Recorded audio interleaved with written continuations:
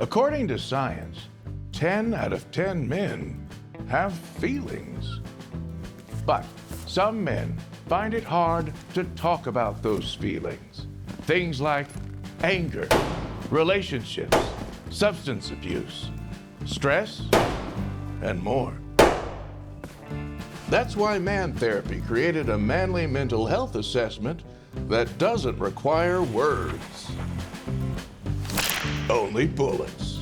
Introducing shootable mental health assessments that put the biggest issues men face right in the crosshairs. Allow me to demonstrate. Bullseyes.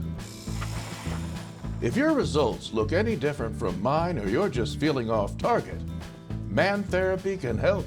Take the 18-point head inspection at mantherapy.org.